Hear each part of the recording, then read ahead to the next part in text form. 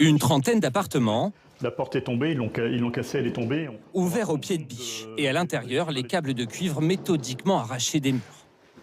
On voit bien ici, hein, ils ont laissé les accroches, hein, ici. Et on avait le chemin de tuyaux de cuivre qui était ici. Ils ont tout arraché, tout démonté.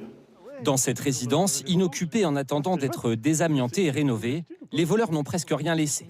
Les caméras de vidéosurveillance rendent compte de leurs allers-retours pour charger leurs camionnettes de divers métaux, sans être inquiétés. Ils avaient même prévu d'emporter ces chauffe-eau, préjudice pour le bailleur. Le coût pour nous, c'est 300 000 € de matériaux que l'entreprise qui intervient pour la démolition ne peut pas valoriser sur un budget, grosso modo, de désamiantage, démolition d'un peu plus de 500 000 €. C'est astronomique. Ces hommes n'auraient peut-être jamais été retrouvés sans le hasard et le flair des gendarmes. Un soir, alors qu'ils patrouillent, ils croisent une camionnette. Et donc on a vu le véhicule partir donc de droite vers la gauche, portant vers cette roue, mais vraiment à une allure vraiment très faible. Ça nous a vraiment paru suspect. Le contrôle du véhicule va permettre d'identifier les voleurs, puis de retrouver chez l'un d'eux 420 kg de cuivre.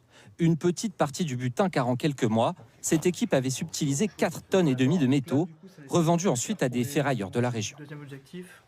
Le profil est un peu atypique. Ce sont des gens qui habituellement travaillent, qui sont dans une petite période de chômage. Et donc pour subvenir à leurs besoins, nous ont-ils dit, ils se sont mis à dérober des métaux et notamment du cuivre.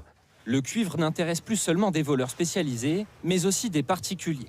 En quelques années, son prix a bondi. Plus de 10 000 € la tonne en mars, 7 800 aujourd'hui. Et les larcins peuvent avoir des conséquences pour les habitants.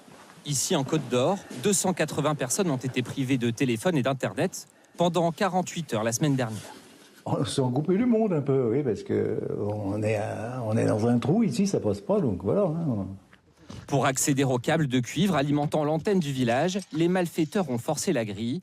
En 2 ans, c'est le 2e vol sur ce site. Ils ont coupé les fils qui se trouvaient ici et ils ont tiré. Voilà, tout simplement. Je pense qu'ils savaient très bien comment s'y prendre.